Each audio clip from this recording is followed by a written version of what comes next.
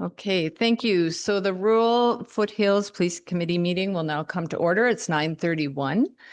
Thank you, everyone who's come today. So the agenda has been circulated. Are there any additions or deletions? Hearing none, do I have a motion to accept the Ted? Thank you. And do I have a motion to approve the next? Oh, right, sorry. All in favor? Yes, thank you. So next is the approval of the meeting from March 31st. Do we have any errors or admissions to report? Yes, Paul. It's, the little. That one.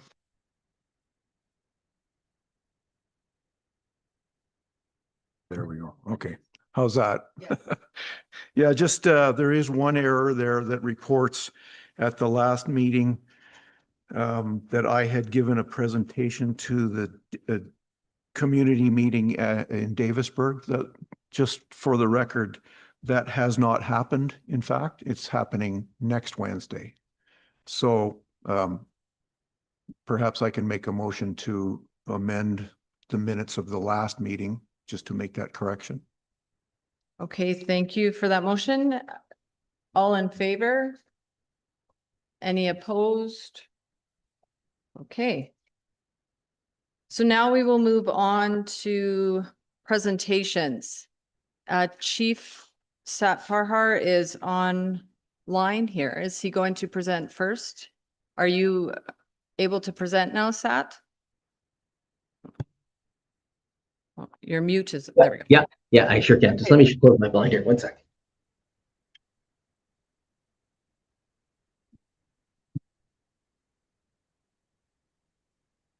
Yeah, good morning, everybody.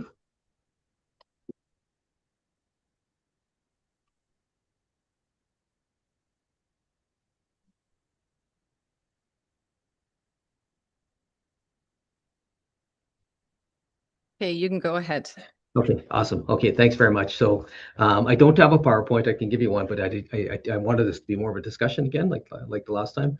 So I just wanted to say good morning to everybody, and thanks again for having me here to talk. I see a couple of my team guys in the audience there. Great to see them. Thanks. So I just wanted to kind of give you a little bit of an update on what's happening so far, some of the things that have happened with legislation, and some of the things that we're working on here with the Alberta Sheriff's Police Service. So as you probably know, or I hope you know, legislation was passed in May, and we approved, royal assent was granted, making the ASPS reality, the police service reality, and it gave us the opportunity to transition the Sheriff's Branch into the new hub of what's called the Alberta Sheriff's Police Service. So that was the first thing that happened in May, which really was the most important thing that we needed to get done. What's happening now is our focus is going to be transitioning all the sheriffs into the police service as they exist today. In the meantime, I'm working lots with our other law enforcement partners, because our primary mandate in the Alberta Sheriff's Police Service is to augment and support all law enforcement throughout the province. So we're working with all the law enforcement agencies. I've had meetings with most of them, but that's our goal. Our second goal and priority is to help really support rural policing, to make sure that we can provide some options in rural policing through the government and through us that would help support some of the other initiatives that we might want to push with those law enforcement agencies. So over the next few months, what we're really going to be focusing on here is building our training and starting our marketing and branding. So the transition is hopefully going to happen in September. That's what the plan here is, this shift. And in the meantime, we're going to be looking at the current 1,200 sheriff positions. We think about 600 of those positions are law enforcement-like positions, so policing type functions. The other 600 we don't think are. So that doesn't mean the people in there. So they'll still have to apply. The sheriffs, if they want to become police officers, will have to apply to become a police officer. And So we're working out that training right now. We're almost complete. We're just going to the director of law enforcement within the next week to get that training approved. At the same time, we're trying to message as much as we can to those two fellows in the audience here, that we're trying to make sure we communicate as much as we possibly can, knowing that we can't really communicate as much as we wish to, just because we have lots of work going on at the same time. So that's currently what's going on. At the same time, we're going to be doing some of the recruiting and the branding that I was talking about. We're looking at other opportunities around direct entry officer programs. What does that look like? Yeah, so those are the things that are happening right now. We're also developing some good relationships with some institutions, some learning institutions, like Lethbridge Polytech is one of them. Red Deer is another one we're looking at, and there's a couple others throughout the province we're looking at to supplement some of the things we're doing. Right now, our training is going to be done through the Training Academy, which is it's an institution just outside of Edmonton, and just to the south of Edmonton that we are going to work with. So that's basically where we're at today, and I welcome any questions. Thank you, Chief Parhar. Are there any questions? None? Well, hearing none, thank you so much for your time. Now, Chief Parhar, were you able to stay on, or do you have other work to do? You know what? That was kind of quick. I was hoping for some questions. So if there's no questions, I'll sit and if I wouldn't mind listening. If that's okay. Yeah. Okay, wait, we do actually have one. Yeah. So at some point, I assume from a visual standpoint that we are going to see sheriff cars turn into Alberta provincial police cars. Is that correct? Well, what you'll see is you will see a hybrid option that we have. One of the benefits we have in this program that we're running is we're going to have I hate the word two-tiered. It's not two-tiered. There's going to be sheriff cars and police officer cars, because we're going to continue to have peace officers and police officers within the police service. So you'll see a combination of both. Okay. I actually had a question for you, Chief. You had mentioned the Training Academy is going to be located outside of Edmonton. Is that where you're looking to collaborate with Red Deer Polytechnic and Lethbridge Polytechnic to instruct there? It's the Training Academy, and the two fellows again in the audience there would know it quite well. It's our training academy that's within government, that's been within the public safety ministry for years. I actually did training there 30 years ago.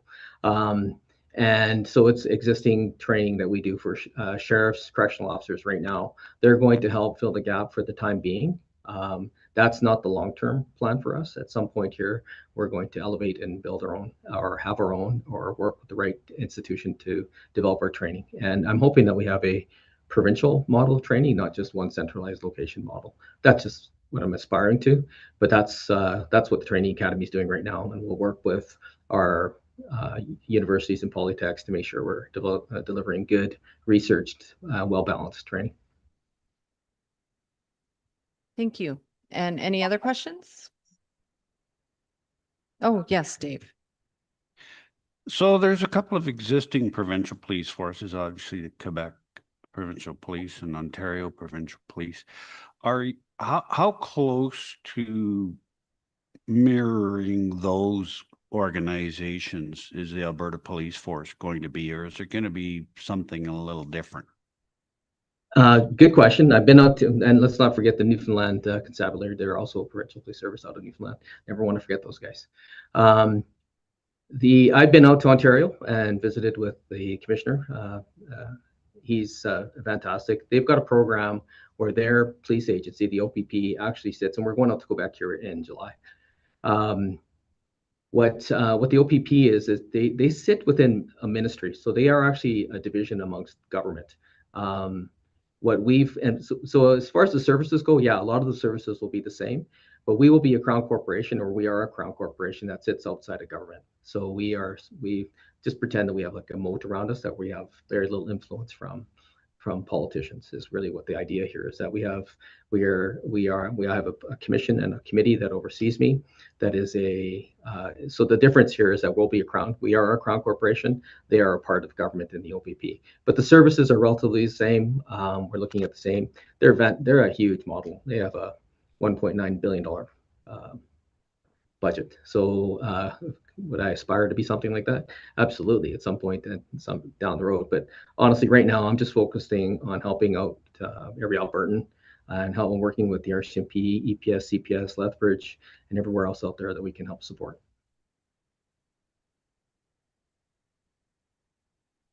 Thank you. Any other questions going on? No? Well, thank you very much, Chief Parhar. We appreciate you presenting to our committee and informing us. Thank you. Thanks so much.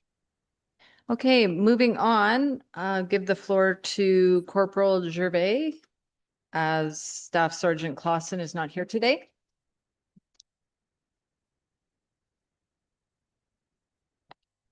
Good morning. So with Diamond Valley, we have seen a 243 calls for service in the last quarter. The biggest ones being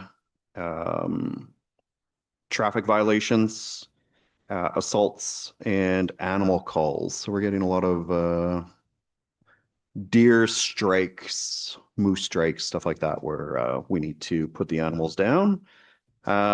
As well as several serious assaults that the members have been involved with investigating that have taken up some time. In the last month, we've seen an increase of 8 sexual assaults, which has also been taking up quite a bit of the members' times with investigations. I was unfortunately not given the amount of tickets that were issued. As a supervisor seeing it, it's probably around what we're normally doing. Haven't really seen a super big increase. Although in the last few weeks, with the nicer weather, we have already started getting our complaints out on 762 and area highways for the motorcycles that are starting to make their way. So we've done a few joint force operations with Diamond Valley as well as Foothills County and the peace officers there. We will be conducting a further one in the next while. There's been some concerns raised in Millerville with off-highway vehicles being used around town. And so some tickets have been issued in that instance, and further operations will be happening. The Alberta Sheriffs conducted a very well-received commercial vehicle training day in Diamond Valley, teaching all the area peace officers as well as RCMP from Diamond Valley, Okotoks. Did High River send anyone? High River, I believe, may have had one there too as well. Just providing more information to peace officers regarding their powers with commercial vehicles, as we do see a lot of commercial vehicles on the highways.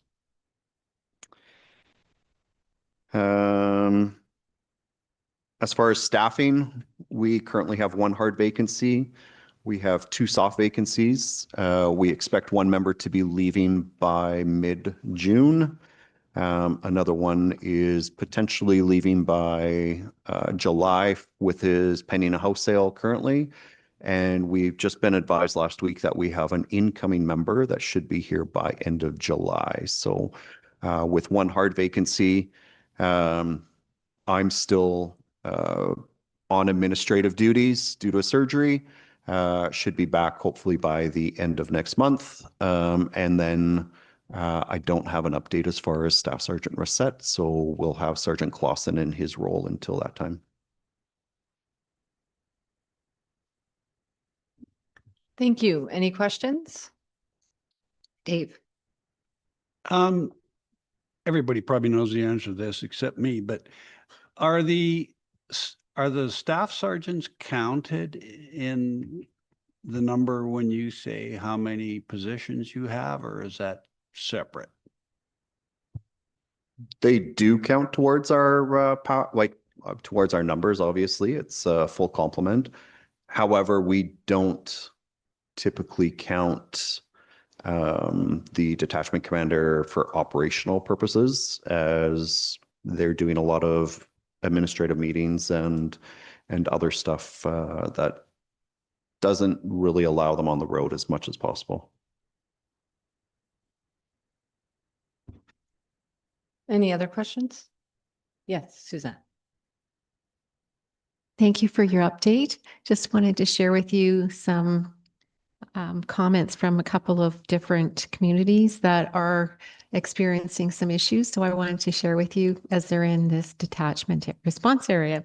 The one that was reported to me from Pritis Creek Estates was some acts of vandalism that have happened at their mailbox area and in their area of the community association that they oversee, where they have various buildings and playground and such there. So they just wanted to make you aware of that.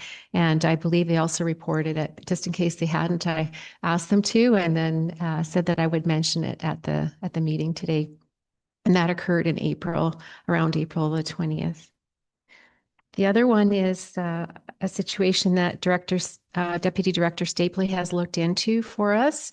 And just to let you know and make you aware of, west of Aspen Creek Estates, we have a street that runs north-south, and it is a boundary between Foothills County and the forest land use zone of McLean Creek. And that our street number for that is 384th Street, but essentially it's the boundary area. And in that area, we have a lot of activity. And so over the years, it's been the subject of a lot of interest for the citizens who live nearby. And just to note that from the Aspen Creek Drive, sometimes there is access in there, and the main complaint at this point is shooting, target shooting likely that is occurring there, and the citizens believe it's too close to the home. So Deputy Director Stapley looked in to see if the 1 kilometer guideline, which is the Kananaskis border, if it would apply to that. It's in place for shooting, random camping, and all sorts of activities, just to give a boundary for the citizens that live closer, but the Kananaskis area or the other areas that are at the public lands. But under the Wildlife Act, Peter did find out that discharging of firearms is prohibited with 183 meters or 200 yards of an occupied dwelling. And essentially just to give the citizens a chance to call in a complaint. So I just thought I'd share that with you in case they call you, and just to let you know that that's occurring there. So in addition to other concerns coming in from sort of the back door to the McLean Creek area, there is issues with the shooting and concerns with that. And over time, that gate has been monitored, and the citizens are active in trying to help out themselves, but it does sometimes have some consequences where there are some behaviors that they need some help with. So just wanted to identify that for you, and then ask for you guys to keep that on your radar on behalf of the residents out west. We have had some complaints of shooting as of recent. I don't know if that's the location of the calls, but members have been looking into those. Okay, thank you. And then one last question is the High Country Rural Crime Watch Association, which partners with the Diamond Valley Detachment, is in a partnership position. And we were just wondering who would be the designated officer for the Crime Watch, as we have to do our annual request for insurance and subject ourselves to the required forms under the Provincial Rural Crime Watch. So would you mind being the contact for that? Would that be all right? Yeah, you can put me down for now. We are holding a detachment meeting in the coming weeks, which will identify members for the different committees and Okay. schools and stuff like that, as we've had a turnover recently. Thank you. And it would just be so that we can fill in the requirements, and I really appreciate that. Thank you very much. That's everything. Thank you, Suzanne. Any other questions? I just had one question about, you had mentioned there was an increase in sexual assaults. Are those known offenders or random attacks? Without going into too much detail, 4 of them are a result of one complaint who shared amongst a group of friends who have also had similar incidences with the same person. Other ones were just happen to all happen around the same time. Thank you. Thank you very much. No other questions and you're free to go. Thank you very much. Okay, now we'll call on Okotoks RCMP Detachment Corporal Edwards.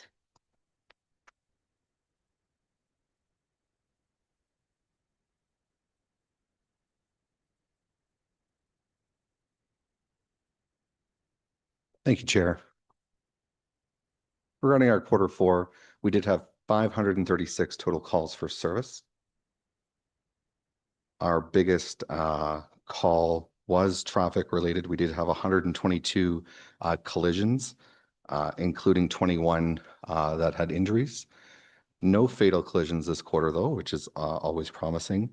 And then mental health would be another big cause for calls this last quarter.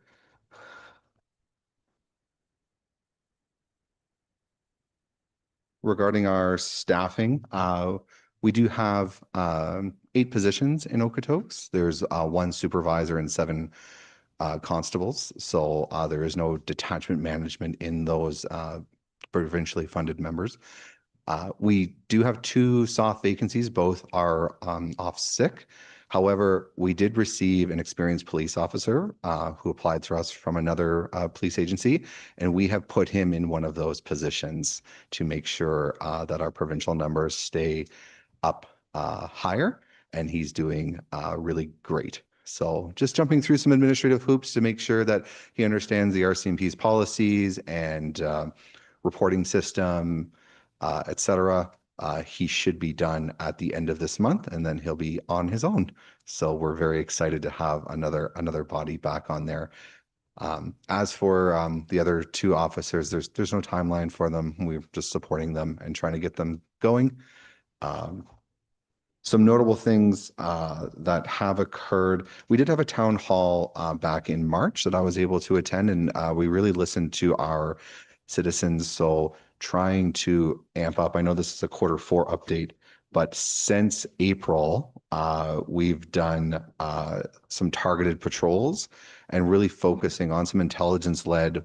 So not just looking at when crime is reported to us, but when are people saying it's being reported, or when is it being shown on the video? So trying to target those areas. So Dumbo Road, right? Heritage Heights, Alderside, Dump Road, those kind of places in around the midnight to 3 a.m. area is what our intelligence is saying. So we've been able to do 6 of those, which has resulted in 3 vehicles being stopped and either drugs or stolen property located.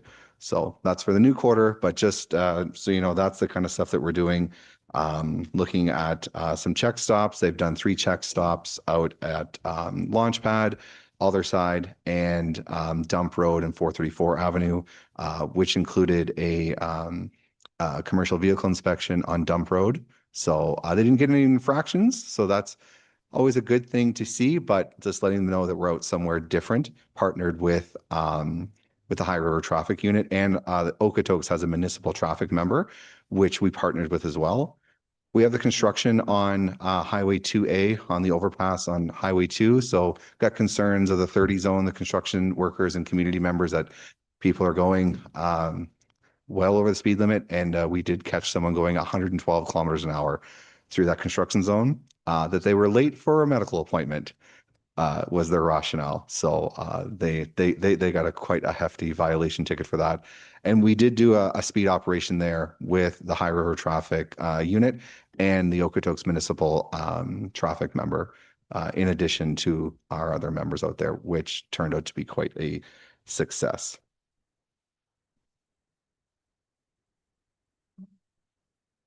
That's what I have. Unless you have any other questions, I'd be happy to answer them. Thank you very much. Any questions? Yes, Dave. So when you say you target an area, few questions. How do you determine what area you're going to target? And secondly, what does it mean when you target an area? Like, I'm assuming, and certainly correct me if I'm wrong, that you're doing your normal patrols, driving around, but target an area, you're maybe setting up I'll call them check stops, but things like that. But what does it mean when you say you target an area? Thank you. Through the chair, when it comes to that kind of patrols, we'll look at concerns from citizens and our calls for service and the types of calls that we're getting in the area. So really looking at intelligence-led patrols. While everyone says routine patrols, I don't care for that saying because there should be nothing routine about it. If we always go to the same place, the same time, the criminals are going to catch on to that. So we like to make them random. So if we are going to go out there, we want to have a purpose with it, right? Where are the areas that are getting hit? Where is our intelligence showing? And what are our citizens telling us? So same thing, trying to make it as specific as we can with a window. So if we're seeing a certain area, so Alderside was being hit at around between midnight and 3 a.m. So officers are deliberately going out there between midnight and 3 a.m. to hang around and patrol that area, so, right, with a fully marked police car, hoping to either stop the crime from happening or catch them, which last month they were able to catch 3 people doing stuff because of those targeted patrols.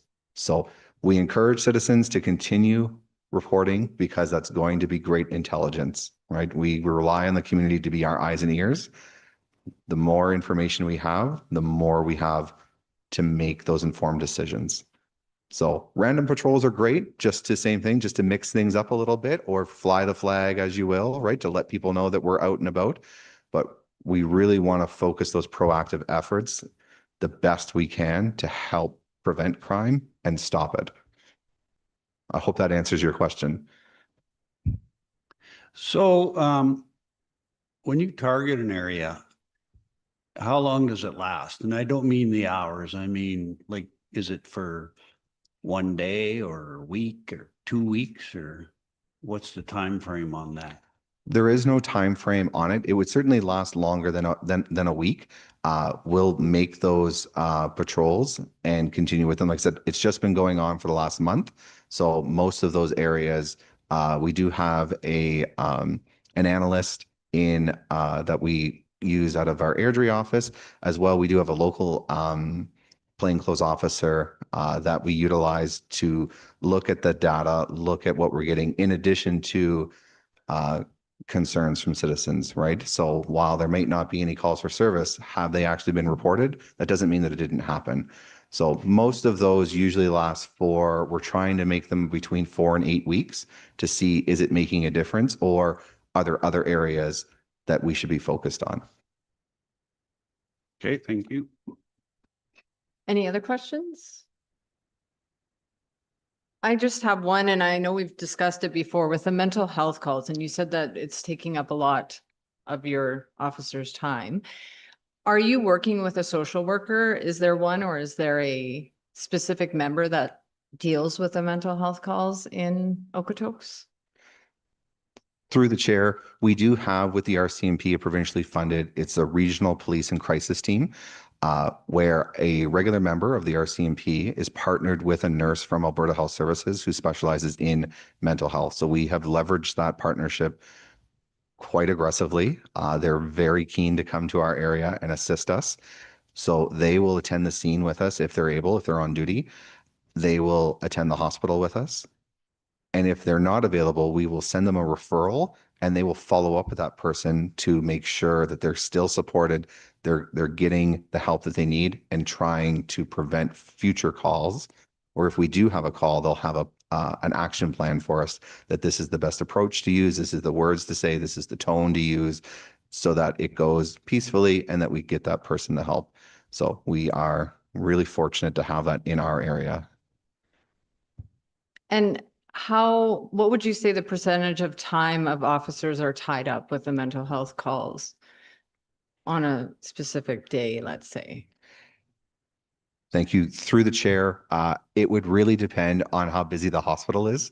Unfortunately, we don't have any control over that. We've had officers go in and be done in 30 minutes. We've had officers stay there for hours at a time. Unfortunately, we just have to sit there with them for now to make sure that they're looked after. Yes, I remember that being a frustrating part, but it's unfortunate that we can't find a more expedient way of dealing with it. Our division leadership is exploring other options. They're still in the works, so nothing's come down from us. We were just notified that they are exploring options, recognizing that both municipalities, stakeholders, and detachments are kind of feeling the pressure as to why police are doing this. But looking for strategic answers. Thank you very much. No other questions? Okay, thank you so much, Corporal Edwards. Now we'll move on to High River, Staff Sergeant Weep.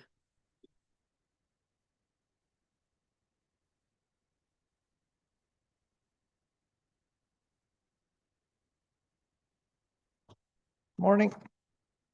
So I ran the stats for the High River Rural Detachment from March 4th, and I had an end date of May 13th, so last week. When I ran them, 283 occurrences that were logged. Standard amount of collisions, we had 44 collisions. We had 9 injury collisions. We did have the one fatal that occurred at Alderside. Initially, the gent had survived, but he passed away in hospital a week or two later. 109 provincial traffic related occurrence, 61 of those resulted in charges. We had 6 impaired complaints, and 3 of those were cleared by charge. And there was 1 for causing bodily harm.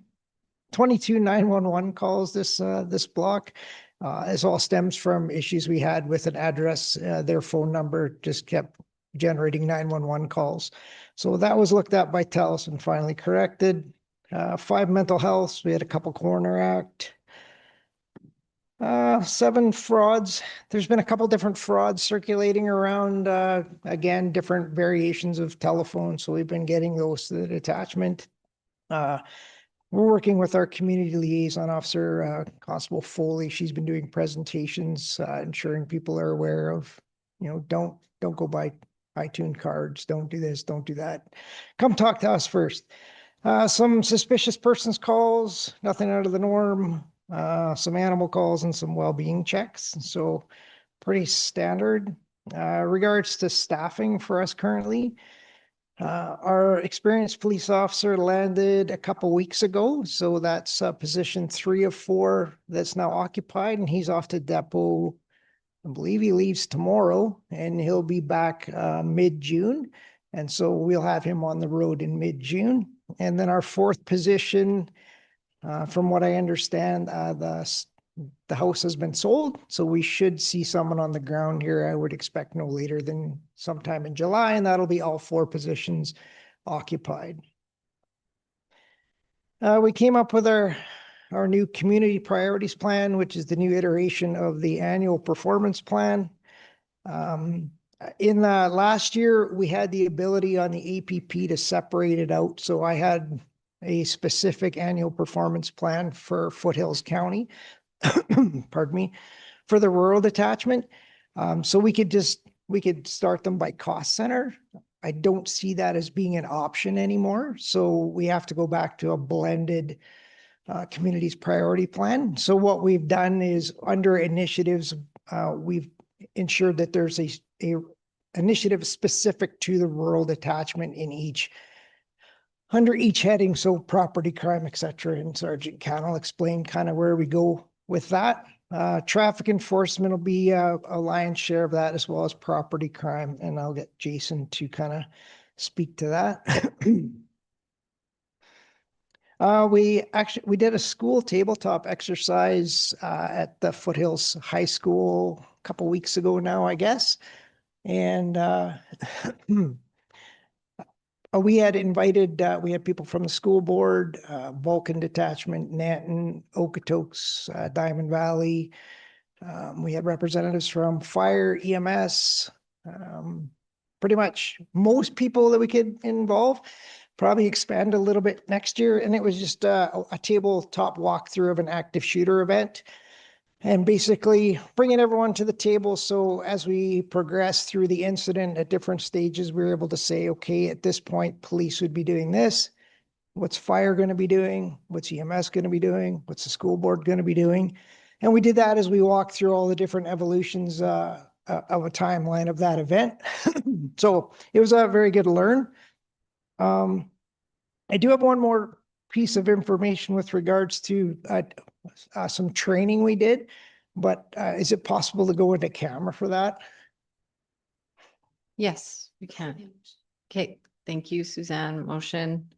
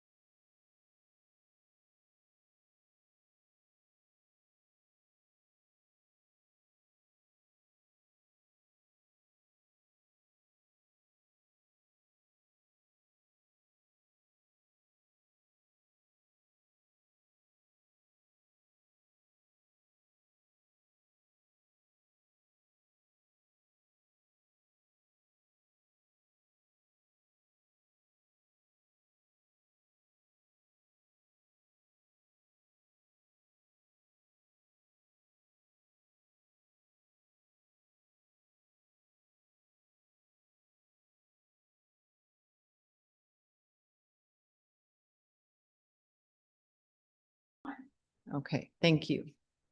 So aside from that, I'm just going to get Sergeant Can to speak to our Q4 results from last year and just highlight what our plans are for the community priorities this year. Morning. So I'll start with our first priority, which was crime reduction. So we ended with favorable results. We saw two kind of larger investigations take place over Q4. The first being a result of some proactive rural patrols. It was tied to some information we received as well out of Vulcan County. A vehicle fled a traffic stop, which led to a pursuit and a tire deflation device being deployed. From that, we actually recovered 2 stolen vehicles, firearm, 200 grams of fentanyl and methamphetamine, with 2 suspects charged. And I believe the investigation continued out in Vulcan County by the Vulcan detachment as well. Our second file has been an investigation we've had ongoing for about 9 months.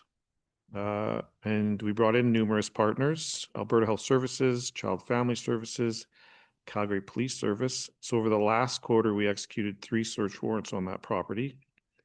We removed 2 vulnerable youth from the property. We believe the stolen property that was recovered, so that was out of Foothills County, Vulcan County, Calgary. We were probably between $200,000 to $300,000. I believe we charged about 6 people over the last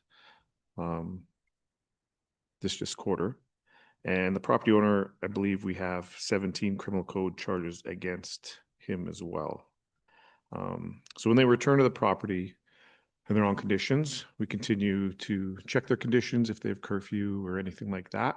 We'll continue to go daily, weekly, make sure they're abiding by their conditions in hopes to kind of curb that behavior. Our second priority was enhanced road safety. So Q4, we closed with 42 tickets being written, speeding, passing unsafely, distracted driving, intersection-related offenses. So our year ended with 440 traffic contacts being made, surpassing our goal of 200. Found most of for looking into our next year, a lot of the same things came up: crime reduction, police visibility, traffic. So we're going to kind of keep those goals the same going out there. And in terms of we've spoken to, in terms of engagement, looking at maybe doing our town halls in, like setting one in Blackie or Cayley or East Longview Hall, kind of hitting those smaller halls just to see if we can bring in some of the farmers and ranchers. Maybe doing 1 or 2 of those and seeing how they go this year as well. And then I think our tabletop that we did with Highwood High School is really good. We'd like to roll that out too into Blackie and Cayley over this next year as well, just to kind of sit down and do an education piece with them. So yeah, that's all I have. Thank you very much. Any questions? The only question I had is, you said you removed 2 vulnerable youth. Was that related to human trafficking or was that something? No, something different. Yeah. Thank you. No other questions? Well, thank you very much for your reports. Okay, we will now call on the Enforcement Service Manager, Joels, please.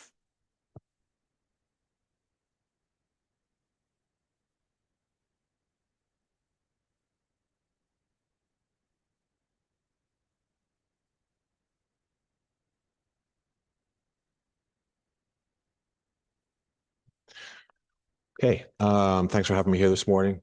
My name's Gareth, if any of you don't know who I am. And I'll just start. Our team recently, as you probably know, we brought on a new member. His training will be completed here at the end of May and hope to have his CPO designation shortly after that.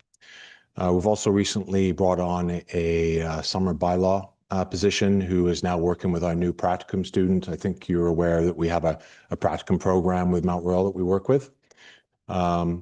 They have been dealing with, illegal signs and other sort of low-level issues within the county that really helps the rest of our team. When it comes to calls, we have dealt with about 170 calls where officers have been dispatched at this point. They are a mix of I would say most of those are dog related, followed by illegal signs. And then of course, the traffic complaints that we get regularly. We have been hitting the traffic enforcement pretty hard so far this spring. We're up to about 475 or 476 tickets. 50 of those we wrote just over the last 3 days. We did a joint force operation with some of our partners in the area.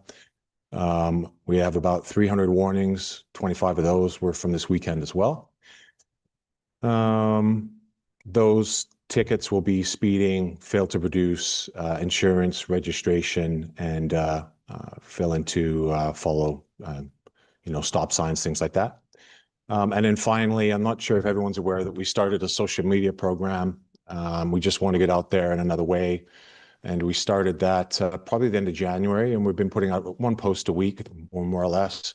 Some of those are what's included. We've done something on seatbelts, advice on distracted driving, winter driving, and we've posted a couple of our high-end speeds. I think some people find that interesting when we catch someone who's right up there in the 160s, 170s. So, and that's it, unless I have some questions. Thank you so much. Any questions? Yeah, Suzanne. Thank you for your report. And just to let you know, I think the sharing of those information news sort of once a week tips or news items are helpful. And I think they're being well received, and I do share them. And I know others are sharing them. So when they're put out on the county, some have subscribed directly to the county, but there are also some organizations, including the Crime Watches, that we're sharing those as well. So that's something that gets the information out. And even just some of the tips you gave on the changes to the provincial fines, things like that, I think are helpful. Just kind of gives everybody a reality check of the consequences to what they may or may not choose. So I think it's helpful. And then also just good to know kind of where you're busy in terms of the effect of your time in Foothills County. So good to know that. And in addition to the dogs and traffic and signs, are you also receiving some complaints just on activities that are happening from neighbors? Is that still ongoing? Do you have something specific? Like when I think of activities, the cycling starting to pick up. It's that time of year. I guess 762, the cyclists, and perhaps just neighbor issues between neighbors. Yeah, that's certainly picked up now that the weather's better, and of course people are starting to transition outside a little bit more. But it hasn't become sort of it's not near the top 3 just yet. Okay. So okay, yeah, great. Well, thanks for the report. All right, thanks, Council. Yes, Dave. You twigged something for me. You say you're checking for registration. And one of the things that changed a few years ago is the province no longer sends out notice that your registration is expiring. Catches me every year. Pardon me? I said it catches me personally every year. So yeah. Okay. I get a notification from my registry that I purchase it through, so I know when it's expiring, but I can see where it would slip somebody's mind pretty easily without a reminder. If you stop someone whose registration has expired, is it an automatic ticket? Oh, no. Thanks for the question. No, I would say in any ticket that we hand out or any traffic enforcement stop, we're probably handing out tickets about 60% of the time. And the other 40% would be warnings or education. And that would be a prime example of, someone whose registration has just expired, or, a 16-year-old, for example, is just out driving and they're in their parents' vehicle and don't really have that much control over, the documentation itself. So yeah, there's a couple examples.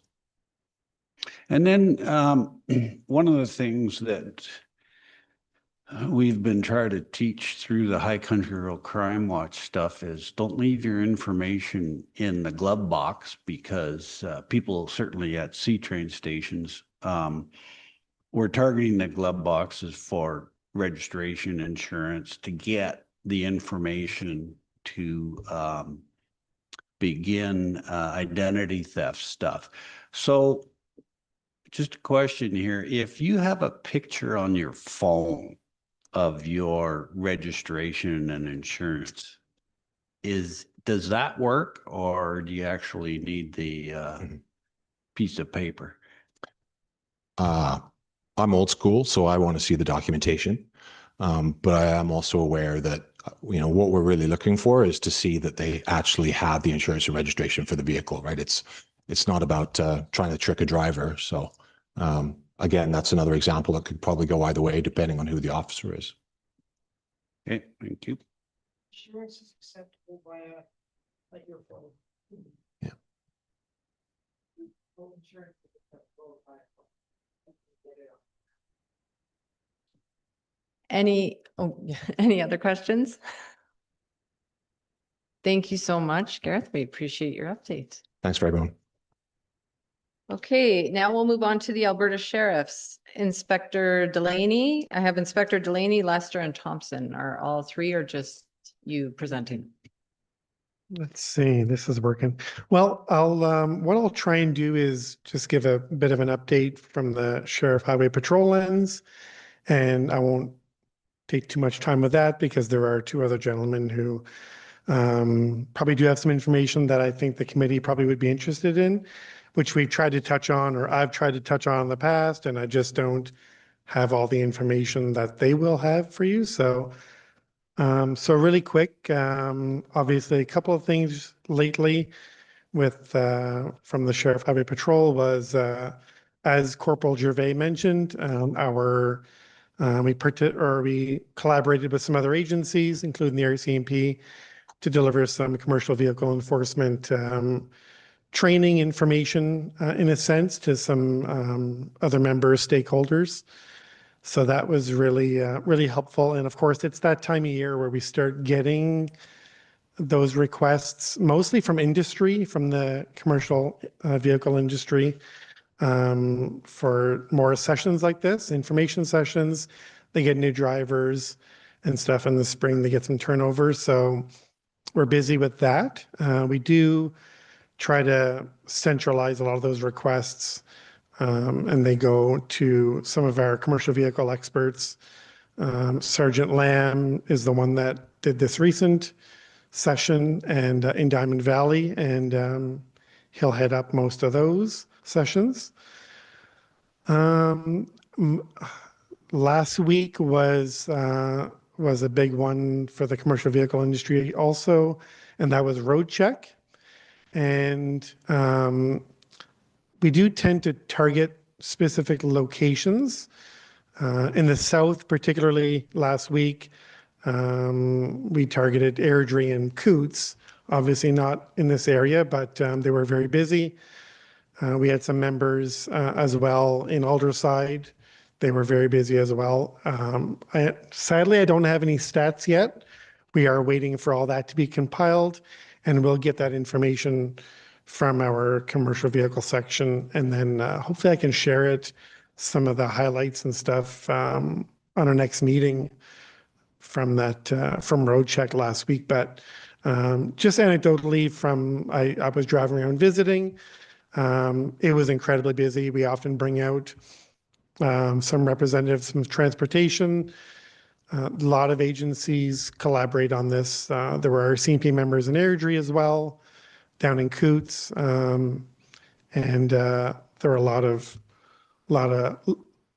tow trucks on hand, things like that. So, as I say, hopefully I can have some actual details for you for our next meeting. So, and I think most recently was a long weekend. Our focus for the long weekend, we were targeting, it's obviously proactive patrols, and our main things were targeting aggressive driving and obviously check stops, so targeting impaired driving. Just speaking with one of my partners here, I know that he had mentioned that they had several check stops, obviously a few impaired charges, and two high speeds. So two vehicles racing.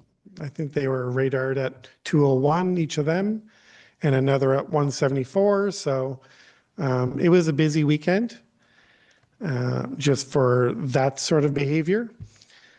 And really, you know, it's sad to say, but it's that time of year where we're starting to get calls to assist with wildfire stuff. So that will sometimes pull us away from our main duties. But I think we started getting some calls for those fires that kicked off west of Sundre as the weekend started. I don't think anyone actually got deployed, but I know that it was a wake-up call for us, so it's coming. So other than that, if there's no questions for me, Any questions for Inspector Delaney? Oh, yes, Suzanne. Thank you for your report. And I just wanted to let you know, just my own observations lately is how visible our police agencies here have been, including the sheriffs. And it just on my own travels, I noticed even one situation was 3 sheriffs on Highway 22 north south, another one later the same day.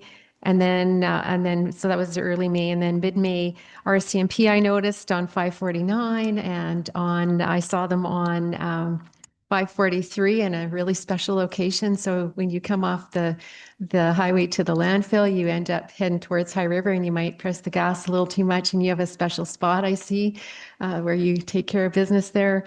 And then also I saw sheriffs again mid-month on the Highway 22X, and you guys that was Friday evening. So taking care of business there. And then our own Foothills County, I've seen you several times in the West Country in the last while. So just great to see, because I know it's a huge priority. That's just my own observations and traveling, but that makes it so that I think other citizens are going to be noticing as well. So you're, busy time frame here now that, well, depends. We had our last snowfall on the weekend, but should we have less snow in the future, your presence is going to be greatly appreciated, just for in terms of a lot of touring happens in Foothills County. A lot of events are planned. We've seen a lot come into council. So just be aware there's going to be a fair bit of conflict, I think, in terms of the amount of road users, and then having your vulnerable road users increasing this time of year. So I think that's going to be a point. So thanks again for your report. thank you. Yeah, that's great to hear. I'll definitely spread that word out that people notice that. The guys really do like to hear that. So, because oftentimes, they'll hear, we don't see you, or things like that, right? But people do, it just doesn't always get back to us. So I think everyone agrees that we're no good sitting in the office. So that's the idea, is to be out there, and hopefully you'll see us more, because that's where our value is. So yeah, that's really good to hear. Thank you for that. Any other questions? Okay, and you had some other people who are going to report? Yes, there's an inspector, Kyle Lester from Fish and Wildlife. So he'll be able to give an overview of what they look after, and probably field some questions. And then Inspector Darren Thompson, who looks after some of our other plainclothes units. And I know that we've had several questions about them in the past, so he can probably help with that too. So I'll hand it off to Kyle. Thank you. Good morning. My name is Kyle Lester. I'm the inspector for the Calgary unit. So I appreciate the opportunity to provide some insight to kind of what our job function is within Foothills County. So our job is we're the primary for resource enforcement in the province. So our mandate is fish and wildlife and anything environmental. So with that, so we do a lot of enforcement compliance. You should see us off-road a lot, so we shouldn't be on the highways. We're on the back country a lot. Part of this district in High River, we call it High River District. They back on to obviously the high country and the back country as well. But you should see us on the back roads. So a lot. So a lot of it has to do, our job function is enforcement, obviously enforcing fishing and hunting laws within the county. So we spend a lot of time responding to calls and doing proactive patrols as well. So we do a lot of hunting compliance checks, which with our legislation, we're very lucky on the back roads. As soon as we hit there and it's during active hunting season, we're stopping every vehicle, checking for hunters, as well as check insurance registration as well. Through that, obviously, you bump into all sorts of things, whether it's stolen vehicles, theft, drugs, alcohol, just with close proximity to the city, 1.5 million people. This is part of the playground. So we bumped all sorts of stuff. We spend a lot of time also as well as dealing with commercial operations that you have within here, which are taxidermy, as well as meat cutters. So when wildlife is harvested, it ends up in those locations. So we do a lot of checks and make sure that things have been harvested legally with that as well. Within here, especially, we've got some recent ones where we do a bunch of search warrants now. That's as the world has evolved now, whether it's on residences, cell phones, vehicles, outbuildings, businesses, to do that. So follow up on a lot of investigations. We have this last year we had 653 calls to service within the High River District, which is majority of it is Foothills. That does range all the way from an injured deer complaint, which our brothers and sisters behind us help us out a lot. Unfortunately, sometimes if we're not able to get to it, they get pulled off of something to make a decision of euthanizing it. So, but that could be also a predator response as well, which we spend a lot of time in. This is a huge problem wildlife district with, as we go west from here, we got a lot of big critters, grizzly bears, black bears, cougars, wolves, even some moose problems that I can get into a little bit here that keep us really busy. So whether it's destruction of property, whether or not it's bear trying to get in a grain bin or killing some cattle, or I don't know, even tipping over beehives or whatnot. So spend a lot of time dealing with that and responding to that.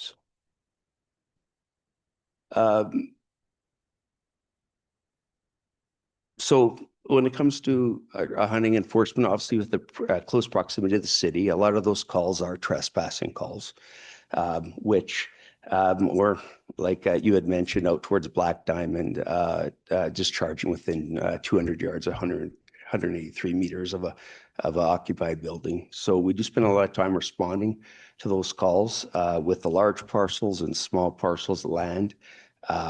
People don't realize there's acreages nearby when they think they have permission on properties. The big thing with those trespassing calls, we do go out and respond, but we use the Petty Trespass Act, which we act on behalf of the landowner. So for us to pursue some charges with Petty Trespass Act, the landowner has to be willing to testify in court. Otherwise, you show up in court and we need somebody to confirm that they don't have permission to be on the property or hunting on the property. Typically, we find when we have successful support of the landowner or acreage owner, that usually if they're trespassing, usually they're doing a lot more. So don't have hunting licenses, potentially impaired,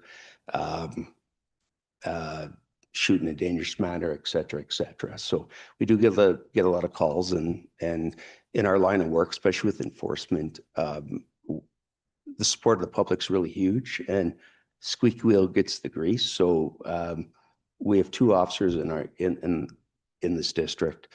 So they're going to go where the calls are coming in and where there's complaints, or when they're out actively patrolling, that they're bumping into things they realize there's a problem in an area. So it's really helpful with landowners communicating with our officers. So, and we get a lot of information, obviously, with the RCMP and with our sheriffs as well. So when it comes to our fishery enforcement, obviously we got the Highwood River, Sheep River, Bull River, and Fish Creek. Those are our big ones around here. Probably our biggest issues are using bait, which sounds not like a big deal, but the biggest thing is we got such high pressure from the city that when fish swallows the bait, swallows it, ingests it, and it's not releasable. So there's a lot of stipulations and strict regulations on our fishery. On our fisheries. And then we have, of course, our threatened species, our provincial fish, the bull trout, which we find getting over harvest. You can't keep them, it's catch and release. So we do find there's over harvest. I fish the Highwood and there's a lot of pressure on there. And if we don't look after it, obviously those fisheries can really dry up. There's a lot of impact on fisheries. Another big, something that we've just started recently is we've piloted an impaired boating project here where our guys are slowly getting trained now. So when we're on the waters, we can do our own impaired instead of reaching out to the RCMP. We're out there all the time on lakes and rivers and whatnot. So it gives us the opportunity to deal with it right there and then. So our guys are getting trained and we're trying to get our own section going where we can train our own staff. So like I said before, this district is a huge human wildlife conflict, problem wildlife district. So I'm just going to kind of go through some communities that we have predominant problems with, which you're probably already aware of, like Okotoks. Probably the biggest issue we deal with are the deer. Whether they're, especially with fawns, they're attacking dogs, going after people. That's years of them being habituated, being fed. Fruit trees, mineral blocks, people really like feeding the deer. Recent years, now there's a bylaw, and that's helping a lot. Our officers will respond, whether we haze them, we mark them with paintballs, and if that deer is still aggressive, attacking people, whatnot, because we'll look at removing it. I don't mean euthanizing. We'll look at immobilizing it, try to move it somewhere else. So that seems to be a big problem there. Black diamond, same thing. With the deer, that's becoming more and more a problem. It seems to be in recent years, and actually last year or so, I believe that we've had some deer shot right within the community, and probably likely some people that are fed up with them in the yards, maybe getting a little more aggressive, and probably eating up their shrubs. So that's becoming a problem that we're trying to work with the town with, and the RCMP have been very helpful. And we've had some just shot and left right within people's yards. So obviously being in Black Diamond, that close with all those deer coming in because it's safe, it starts bringing in predators. So you have cougar followed the deer, so you started having some more cougar sightings and whatnot. So as well as some bears. So garbage management is a big issue in Black Diamond, which they have gotten a lot better in as well, and it does bring in bears. So bears are going to go over, they're going to get fed, whether it's bird feeders, fruit trees. Those are probably our biggest culprits in garbage. So at Longview, they've recently got a bylaw with fruit trees in the fall there. That's a big issue that brings in a lot of bears, that fermenting taste or whatever. So bird feeders, compost garbage again. So that's probably our biggest thing. And then Prentice and Millerview with the acreages, we seem to be having cougars come in there. Obviously with the deer congregated and the smaller, you have the people that support them that don't want them in their area. Other people want them out of their area. But where the cougars follow the deer, we usually have 2-3 cougars we're having to euthanize because they're killing pets. So in that area there, they're usually younger cougars that are getting kicked away from mom, and a little dog about this big is pretty easy prey. So more on the grazing pastures and the ranch lands. Obviously, grizzly bears, black bears are something that we try to navigate and work with the landowners on. So try to make them a little bit bear aware, we call it. And what we deal with a lot out there is livestock kills, whether it's cattle, sheep, goats.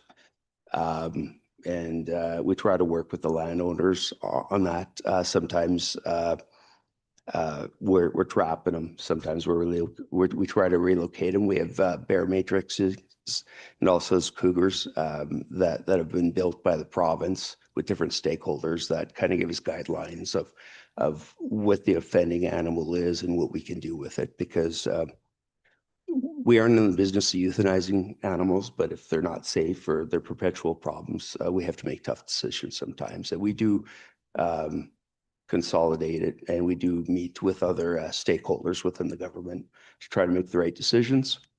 So we do have our predator response team leaders with really difficult situations, whether we got maulings or like last year we had a self-defense attack west of Black Diamond there that you're probably aware of, where we had a hunter, can't remember his girlfriend or his wife, were coming back to the vehicle, elk hunting.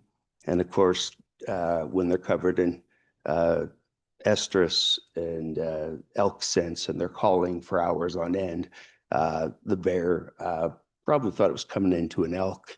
And then when it got close enough, this sow grizzly bear had two grizzly bear cubs, and she charged him. And within, I think, 20, 30 yards, he made a decision of killing it.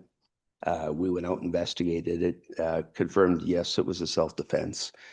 We were able to get those cubs, and we don't always get this lucky, but it just so happened the Calgary Zoo was looking for two grizzly bear cubs. So we were lucky. So those new two bear cubs that it was on the news, actually, I think on Friday, they're the ones from that. Another new one that we've gotten really good at dealing with are cougars. They seem to like sheep, small calves, and they relate like cats and dogs, so they don't put much of a fight. So we've got really good at trapping them. And again, they're usually young cats that we're dealing with. So when you get them in the High River and Okotoks a little bit, they seem to follow the rivers. And I used to be the sergeant in Strathmore, and we even get cougars all the way out there, even that the landowners are dealing with. So big one too, those of you that are out in rural, out west, are elk. So we have a huge healthy population, and that's usually what brings in the hunters, and does bring in problems.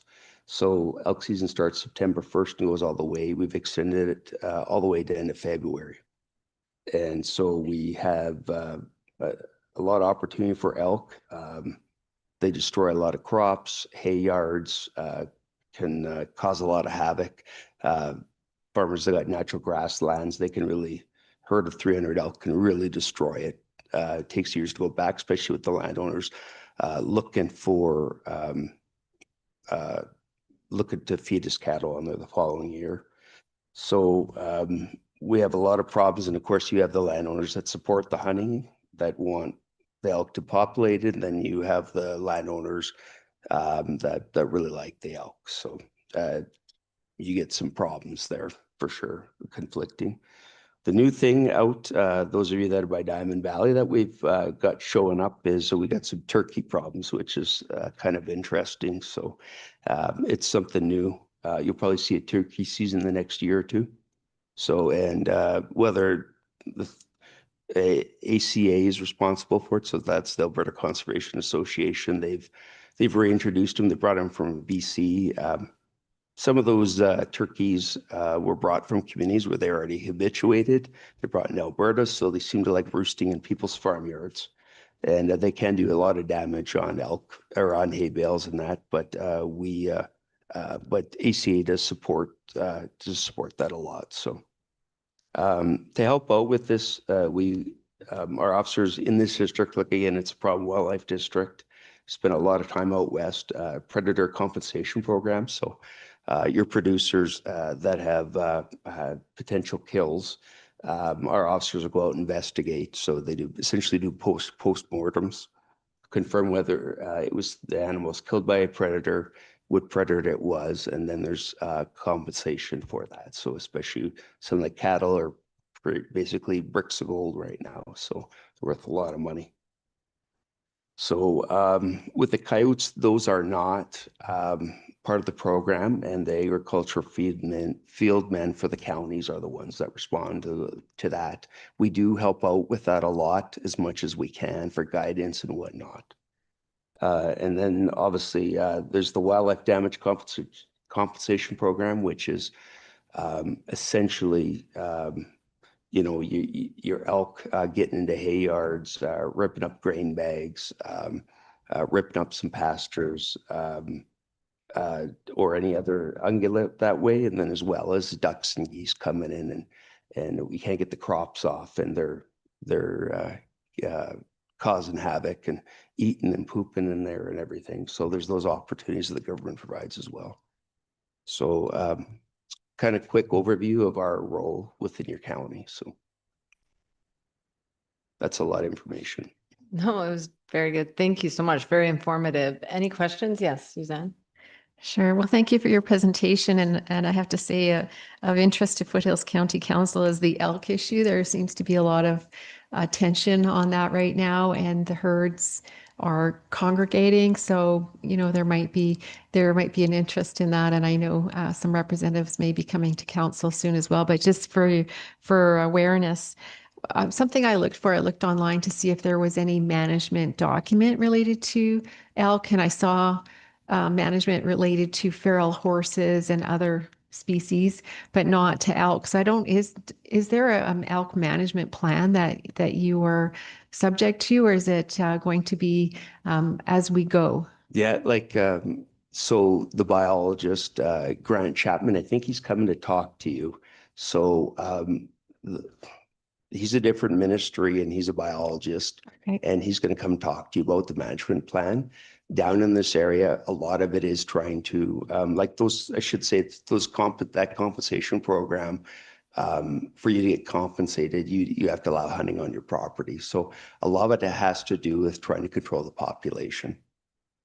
So that's, you know, a lot of that, the biggest part of, like, I go up north to go elk hunting because it's hard to get access down here.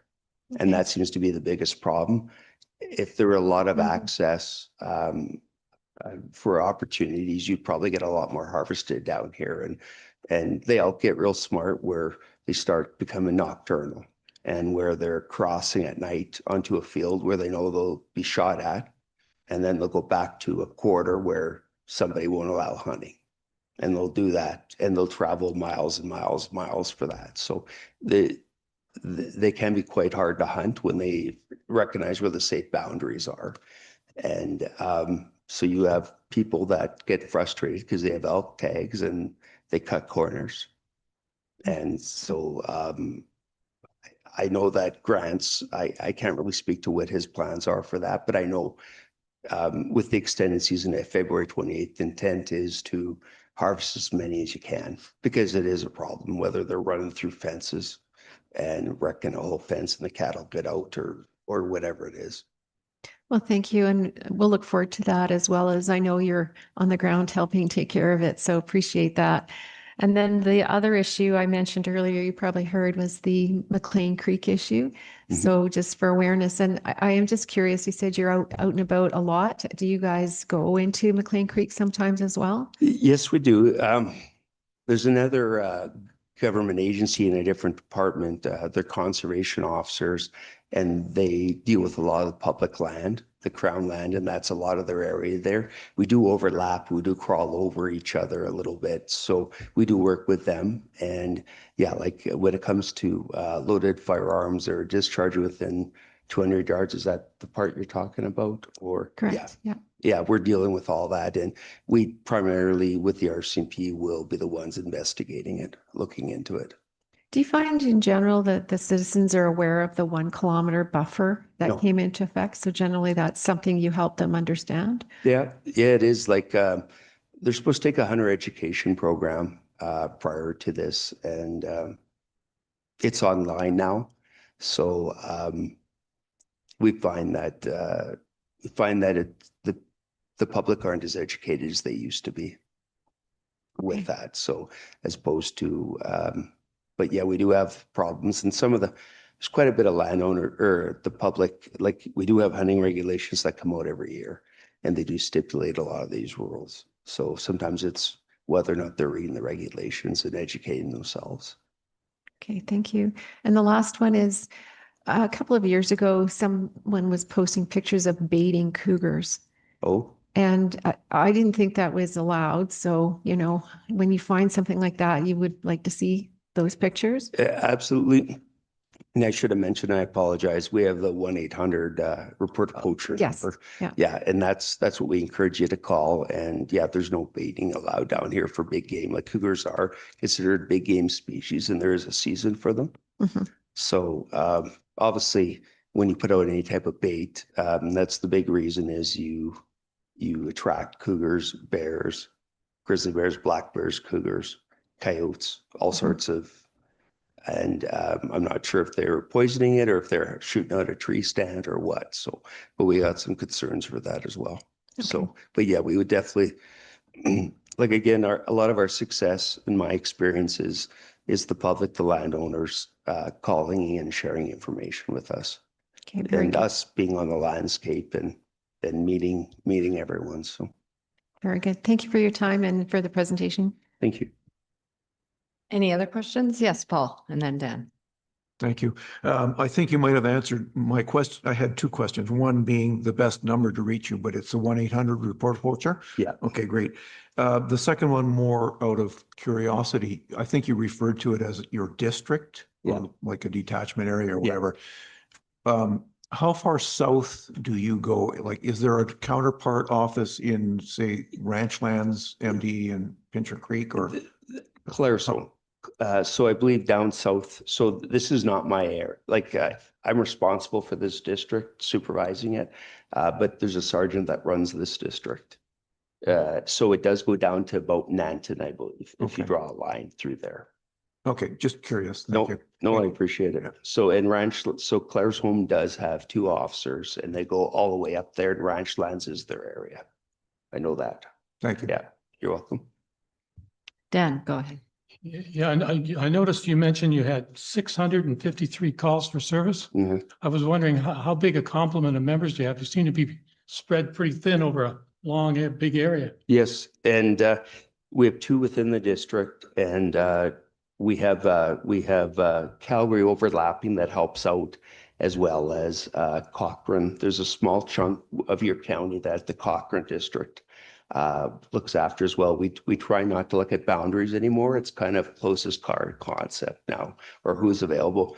We're very lucky. We do have an officer that lives within the county that works in Calgary. And he's really keen to helping out here as much as he can, because I think he'd rather be here than the city. So he's actively patrolling as well and he's responding to all the calls as well. Those 653, is that for the province? No, that's within the district. And you got how many people looking at it? We have 2. So, and that is within, those are calls for injured deer, everything, right? So, and then sometimes the calls, we may not even be at the right department, but those are the calls that come in that someone still has to handle. And it's not necessarily the 2 officers, everyone's helping out. But within High River, there are 2 districts. Never a dull moment. No, they're busy. A lot of it has to do with problem wildlife.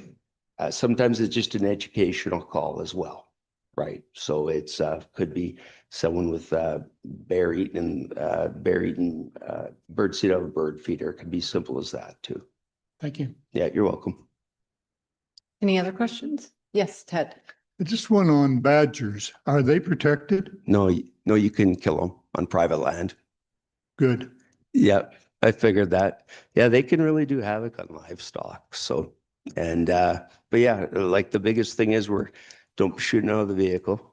And as well as the roadways, just be careful what you're shooting at. That's the big thing. But yeah, you can lawfully on private land kill badgers. They're not protected. Yeah, no, we have, there's one attitude of concern about breaking legs on animals and so Yeah. forth. And there's the other one is the consumption of gophers, which is a good thing, so. yeah. Agreed. Yeah. Yeah. Usually, like when you're in more acreage country and that, if you let them come in, they'll clean out the gopher problem. You got to deal with the holes after. So, Yep, good, thank you. yeah. I actually just had a question. Would you deal with, the Alberta government has agreed to allow strychnine being used to kill gophers. Now, the secondary poisoning of, let's say, wolves, coyotes, all of that, is that something that you would manage or? Yeah, like we've so strychnine is really hard to get now because like you're aware that the gopher ingests it, it dies. Let's say a badger eats it, it dies. A coyote eats it, it dies. An eagle feeds on it, it dies. So that's the big concern with that. So, and yeah, we do. Should have mentioned too, like we're very lucky we have our own lab. So it does DNA and it does poison testing and shot wildlife and everything. So we're really lucky. So we will send it to lab and whatnot. So we do investigate all that. Yeah. Now, is it the producer who's using the poison's responsibility to collect the dead gophers and properly dispose? Is that something that you would monitor or? Yeah, like we definitely need to probably know about that because you do have those secondary poisonings. So again, strychnine is really hard to get at right now. So because of that, so there are other poisons there. We do encourage it to go the other way. And when they kind of outlawed it, a lot of the producers, I grew up in Oyen, so I know the mentality, and a lot of producers would have stocked up on it. So yeah. Yes. Okay, well, thank you very much. Yeah. Any other questions? Thank you so much. That was very Okay, thank you, informative guys. for us. Appreciate that. Next up, is it Inspector Thompson?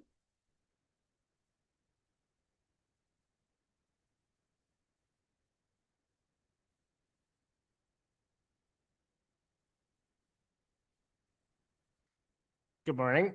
As you said, I'm Inspector Thompson with the Alberta Sheriff's Branch. I look after FAST and surveillance, which we'll dive into what those acronyms mean shortly. I also brought up Jason Carrier from Scan Lethbridge to assist with the scan portion. But yeah, thank you to the chair and the committee for having us. I'm also a county resident and ratepayer, so it's good to get some exposure to this. We have an actual presentation, so bear with me here and I will share it.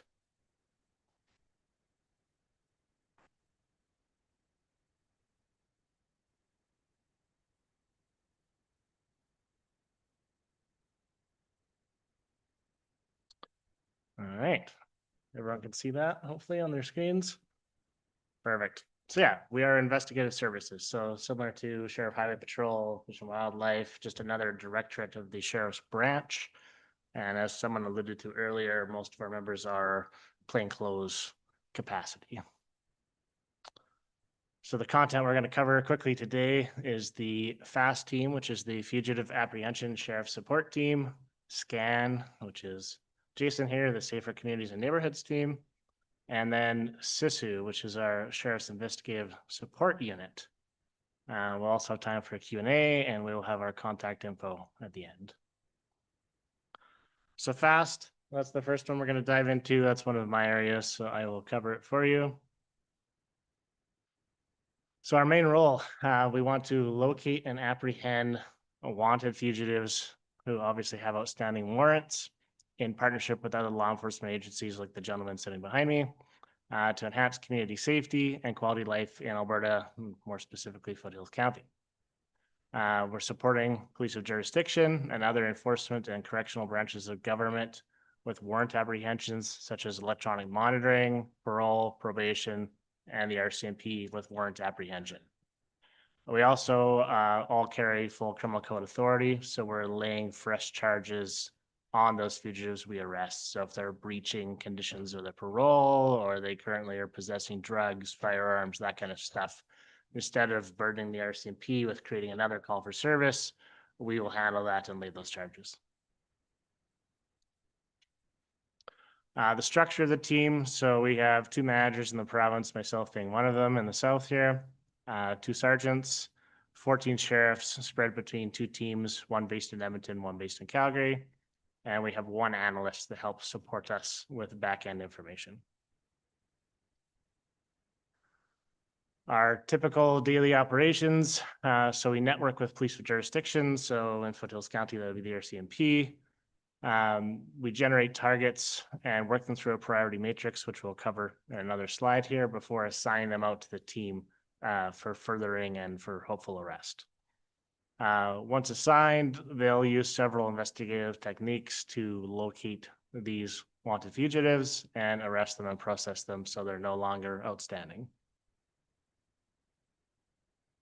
So our priority matrix that I just alluded to, we have a 3-tier system. So tier 1 fugitives are the worst of the worst. So those are your crimes against people. So the sexual assaults that we were discussing earlier, assault, murder, manslaughter, all those straight indictable, very serious criminal charges, they fall into a tier 1 category. Tier 2, those are more of your habitual offenders. So those are the guys stealing copper wire or stealing fuel out of your tractor that's parked in the field. That kind of stuff is once they get into that category of repeat offender, it's more of your hybrid criminal code offenses. That's where we lump them into a tier 2 target. And then a tier 3, that's basically everything that's left over. So that's your summary conviction, criminal code offenses, your straight traffic, bylaw matters, that kind of stuff. So our priority is community safety. So usually when we're working up targets, we're focusing on those tier 1 people. We want to find the worst guy in Foothills County and make sure he gets arrested and processed. Tier 2 and tier 3 come in more when we're doing joint force operations, or they're just happen to be a good opportunity. Like you come out in the county to my house, there's a guy that lives down the road that has a warrant. Well, we might check on him for the sake of being close by. Stats. So we, in 2025, had 684 arrests, and that's across the province, with 338 warrants executed on behalf of police of jurisdiction across the province and externally, plus warrants the sheriff's branch holds themselves. Roughly 95% of those arrests were tier 1 fugitives. So like I just talked about, we're focusing on bad people. We're not focusing on the soccer mom that has a speeding ticket that went to warrant. With those arrests, we supported 73 different municipalities within Alberta. And that was one of the biggest things when we recreated the FAST team, was that we want to focus on rural Alberta. We don't want to just work in Calgary and Edmonton all day, every day. We want to get out into the little tiny places that no one's ever heard of, like Cayley, and execute warrants, because there's bad people everywhere. You just don't know it because the warrant list isn't publicly available.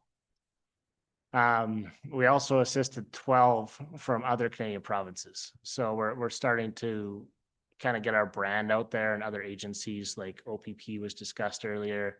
They'll reach out to us now because they have a relationship with us. So they'll know someone's bedded down in Alberta hiding out. They'll come to the team and we will go find them and arrest them on their behalf. And then they'll usually throw a couple investigators on a plane and come out here to process said bad guy and move them back to their jurisdiction. I broke down some stats for Foothills themselves. So just within the county in 2025, we had 3 arrests here specifically, with 22 warrants executed. And it's kind of a twofold thing. So Foothills County gets service by us physically coming here and finding bad people, but you also get service by us representing the RCMP behind us, taking their warrants where the bad guy does crime in Foothills, but he lives in Calgary, or he lives up in Airdrie, he lives over in Strathmore. So on the other end of that stats, we executed 35 warrants that the paperwork's held by one of the 3 guys behind us, but they reside outside the county. So we have that ability to go province-wide in a relatively quick fashion and go find people. So good on 2 fronts. Now I'll switch over here to Jason. Good morning. Again, my name is Jason Carrier, and I'm here to give you some information about the SCAN program and how it can benefit smaller communities. not only for the community, but other smaller law enforcement agencies in that area, because we like to work very closely and offer that services to them. A little bit about me, I'm a retired Lethbridge police officer. I've been with the Sheriff's Scan Unit for 3 years now. When I was with the Lethbridge Police, I saw how valuable and impactful that this program has on communities, smaller communities outside of the larger centers, and they unfortunately took me over. So we'll start. So the role of SCAN is to make communities safer by using legislation to target residential or commercial problem properties where a specific illegal activity is occurring regularly. This can include drug trafficking, drug usage, prostitution, organized crime, and gang-related activities. The SCAN unit operates under the Safer Communities and Neighborhoods Act, which uses legal sanctions and court orders to withhold owners accountable for activities happening on their property. Our structure, we have 2 investigators or managers, one in the north, one in the south. We have a total of 36 investigators. 18 of those are located in the northern part of the province, being Edmonton and Red Deer. 18 in the south, which is Calgary, and then our unit in Lethbridge. We also have 2 analysts, one designated for the north and one designated for the south, which are a huge help to us. So how SCAN works. Once we receive a complaint from a member of a public, and usually that is somebody in a community who's being impacted by a certain residence, we will go out and conduct an investigation. We will get complaints from people about a property, but it has to be listed, those specified listed kind of illegal activities being the drug activity. Once we go out and we do that investigation and we can confirm that, yes, there's a property in your community that falls under these specified activities, we will do a number of things. When we come into a community, we'll say High River as an example. What our analysts will do is we'll deconflict with the local law enforcement agency of that area, being the RCMP, to make sure that there's no conflict. If they have an ongoing investigation, the last thing we want to do is come in and disrupt that. But then there are a lot of ways that we can work together with them. We'll move forward with the investigation. Our officers will gather and have a lot of training to gather that specific type of observation to be able to go to the owner of the property. And sometimes you will deal with property owners that live where that problem is occurring, but then you will also have property owners who, for better terms, are slumlords and maybe live in Vancouver and they have a number of rental properties and they don't care who they put in there. So when we are at that point where we'll contact that owner, we'll have the conversation with them to say that, hey, SCAN has received a number of complaints from the community in regards to your property.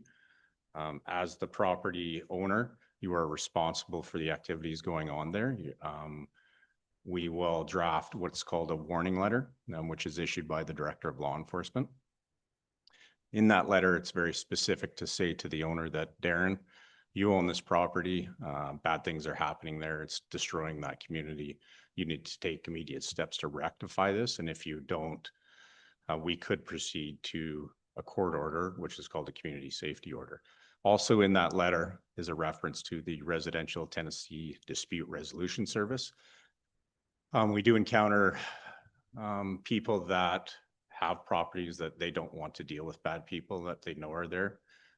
They have nowhere to go. With this letter gives them a contact number for that service, and they can apply to the dispute service system or center for a hearing, a tenancy hearing within 7 days.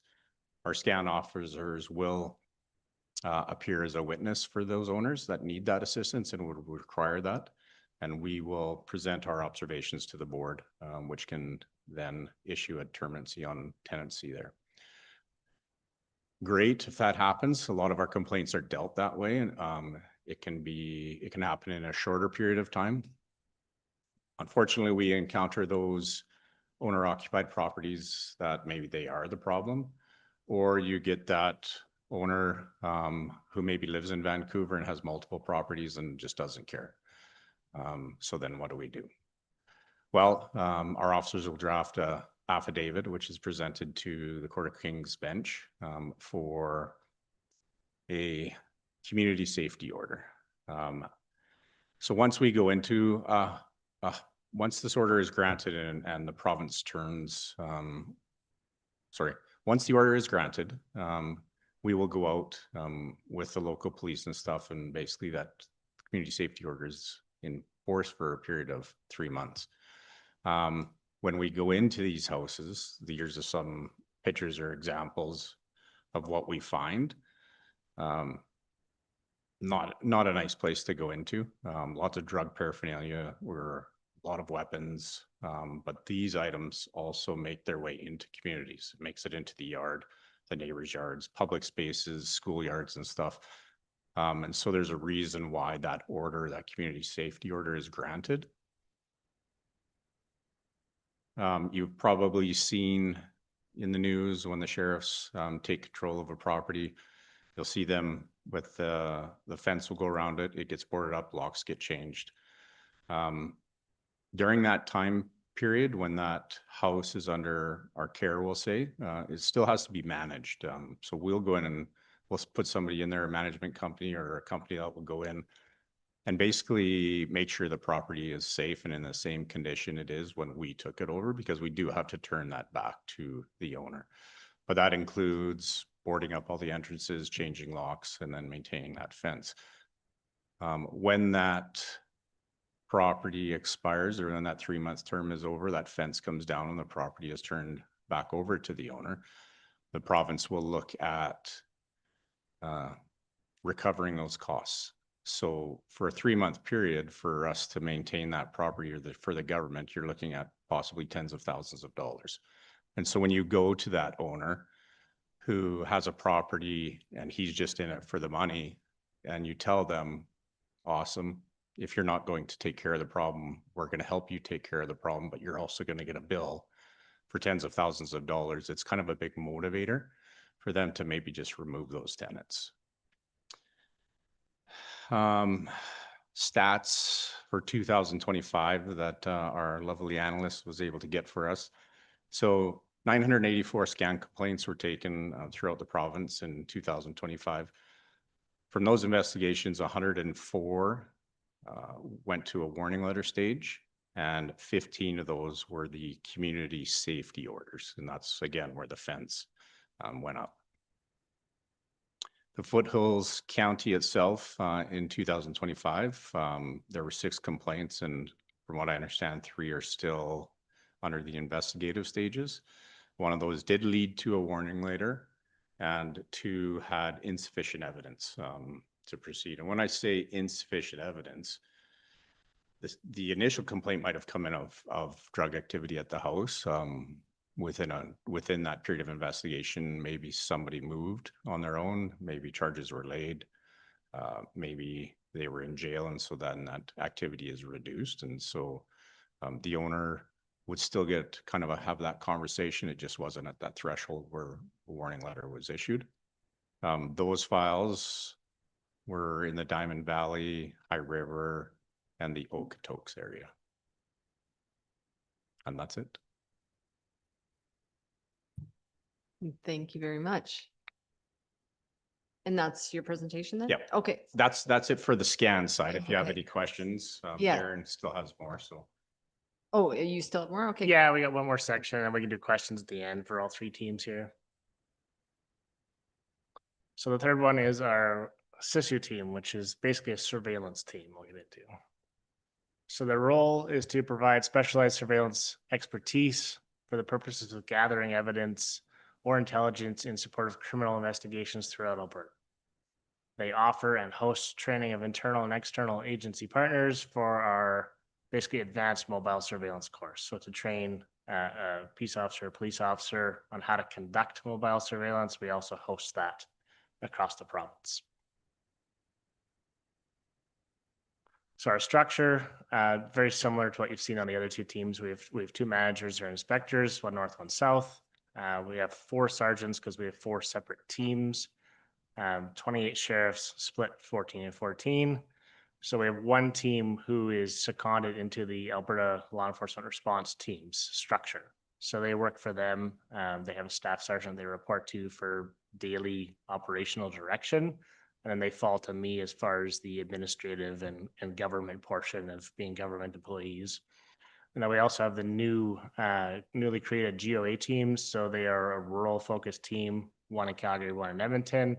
And their main goal is, to get out into places like Foothills County and help the RCMP conduct the surveillance aspect of their investigations. So as many of you are aware, most small detachments don't have a surveillance team, and they might be lucky if they have one plainclothes member that might have some surveillance training. So our team kind of fills that void with having a local resource that's free to the police of jurisdiction to use to come in and further those investigations for them. So our operations, so we'll receive a request. So say one of the gentlemen in the back here reach out to say, hey, we have a guy we know is dealing drugs in High River. We just don't have the resources and the time to further investigate it. We would put that into a triage. The team sergeant would then bring the team down here and work it for a period of days to gather that evidence. No different than Jason was talking about, gathering evidence at a property. They would be gathering evidence on that specific person, no matter where he goes, kind of.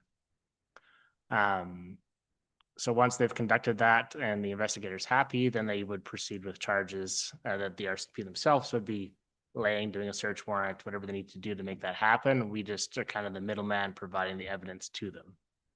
And then once that's all done, our members are available to come back for court testimony when required. So stats for surveillance. So from 2025, we had 256 different files worked across the province supporting police of jurisdiction. The majority of these files were focused on drug and organized crime activity. Only one file had a primary location of Foothills County. Several files overlap as again, we're following moving targets. So they can duck in and out of the county, but there was only one where the primary location was in the county. So now we can take questions for all three teams. I know this is all primarily probably new information to most of you on what we offer, but we're happy to be here. Well, thank you very much. That was very informative. Any questions? Oh, Dan, go ahead. I just wondered, did you work hand in glove with Special O? The RCMP surveillance unit? So no, we're basically a alternative to Special O. So as I'm sure the gentleman in the back can contest to, is if you try and get them for a file, there's usually their own priority matrix for that team. So if they say no, we'll usually say yes. Okay, thanks. Yeah, same role, same logic, just a local team to Calgary. Yes, Dave. I've got 4 questions. Some are pretty quick. Yep. The first one is all these personnel that you mentioned here. And I'm impressed with the number of people that are involved in it. Are they included in the numbers, the 1,200 number of sheriffs for the province? Yeah, as the chief alluded to earlier, roughly 1,200 sheriffs, and our teams make up about 100 of that. Yeah. Okay. Secondly, when these people are at large, especially the tier 1 folks, what is their behavior like as a crime watch executive who tries to get the information out? Are they a threat to the general public, or do they try to hide, or how do they interact with the general public? Very target specific and very file specific, because you can have someone who is, like they were alluding to earlier, the sexual assault files. Well, they might not be a harm to anyone in the community other than a specific target that they have. Same with assault. If it's a spousal issue, they might be a harm to their wife, but they won't be a harm to the general public, kind of thing. But that's why we have analysts, so they dive into kind of a threat assessment on each target specifically, on what their history is, what the threat is to the team going up to knock on the door to try and effect an arrest, with several times where they'll post a wanted poster for an individual to say they may be in the area, they may be a threat, they may be armed. But as the sheriff said right now, we don't publicly put that information out. We leave that to the police of jurisdiction to handle. Okay, and then third question is, do you have, and I'll probably want to talk to you after this, just briefly, any general advice that you would want to have us give to the general public through the Crime Watch stuff as to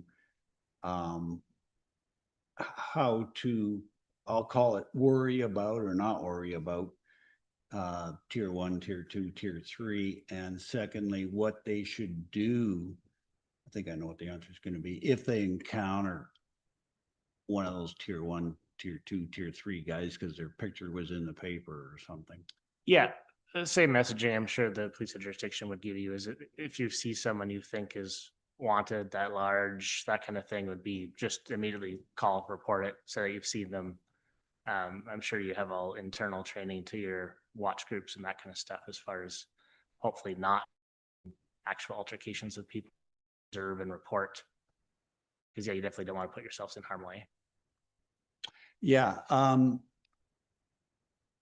I guess the other thing would be, don't be afraid to use us as a method to get information out if you want. I know High Country Road Crime Watch has over 700 members, and we can reach a lot of people fairly quick. So if there's some alerts you want to send out, you can certainly use us to do that. Yeah, a good source of intelligence for sure. Just like we we're chatting with Kyle earlier about how rural people usually know what's going on in the county very well, and they have their text chains, their groups, and that kind of stuff. And if someone drives down your road and it's not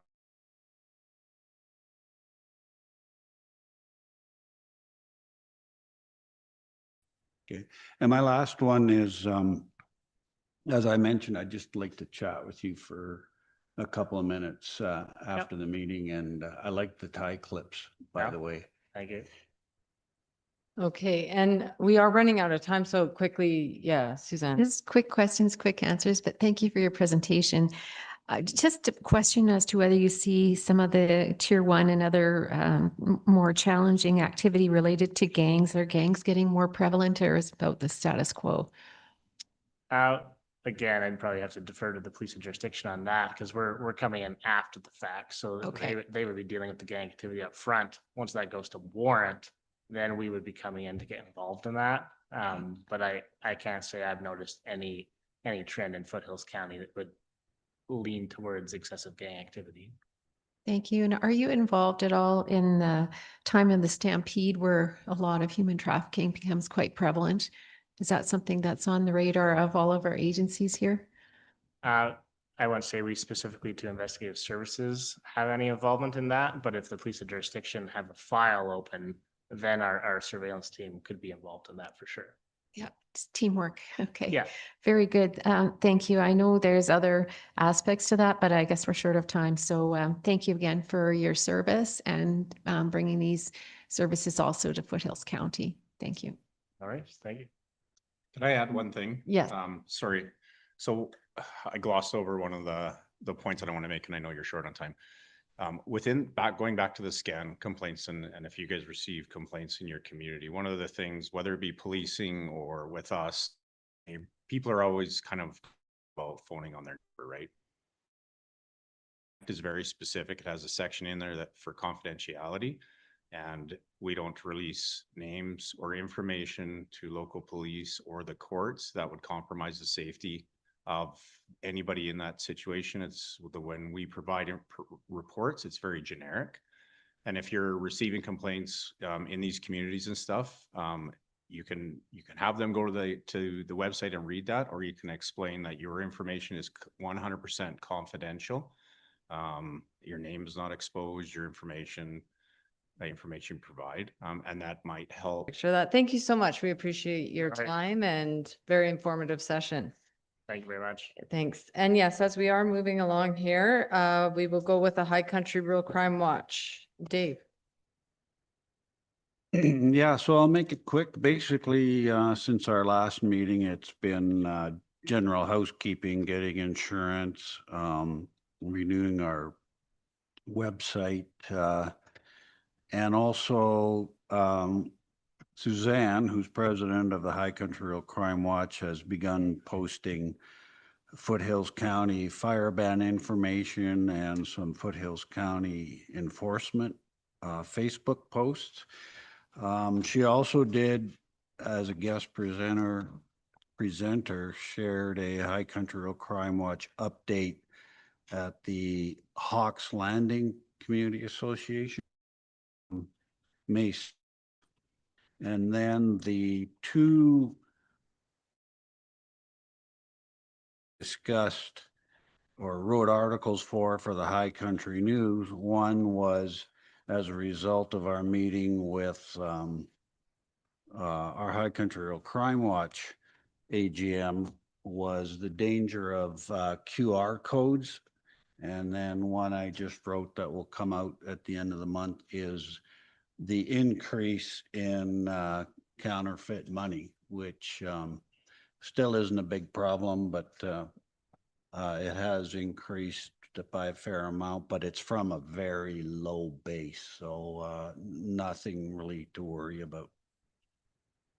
Thank you so much, Dave. Any questions for Dave? No. Okay, we'll move on to Okotoks Rural Crime Watch and Paul. Thank you. I'll be brief. First of all, we have decided on a date for our annual general meeting, and as always, it'll be open to the public as well as our own members. That'll be November the 4th, and we have confirmed our speaker. Secondly, thanks to Corporal Edwards, maybe he's gone, and Staff Sergeant Zink, they've identified Constable Chelsea Henry as the liaison officer from the RCMP detachment with our Rural Crime Watch. I've met with her several times. I think she's going to be a great asset for us. Thirdly, it was alluded to earlier, I'm giving a presentation to the Davisburg community at their request. It's basically farm and home security. And I will, of course, be promoting Rural Crime Watch, and that's next Wednesday, the 27th. That's it. That's it for us. And then we'll move on to the Foothills Rural Crime Watch and Ted. Well, for us, our next quarterly meeting will be in the middle of June. We haven't established whether it's the 16th, 17th, or 18th at this point, but that will be our next meeting. Otherwise, for us, it's a pretty normal operation. We have Corey putting out any information to members regarding any information that is of importance to them. Also, she peruses our email addresses and gets rid of some who are not professionally using it properly. So that's a big job for her as well. And then as well, our other coordinator is just recently updated our membership with the province again for this year, which is done at $300. Other than that, pretty normal. Thanks. Thank you. Jen. Any questions for Ted? No. Okay, we will move on to Police Review Commission and Peter. Thank you, Madam Chair. Attached to the agenda was the April update for the Police Review Commission, their data report for your review. I would say they've changed the report format for May. It is now a more email-friendly version. So rather than add these to the agenda for future, they will just be forwarded out to the committee through email. Thank you. Thank you, Deputy Director. Now, are we going to have, or is there anything to discuss in the confidential closed session? No? Okay, round table. Anything to discuss? No? Wow, we're quick. Okay, do we have a date for our next meeting?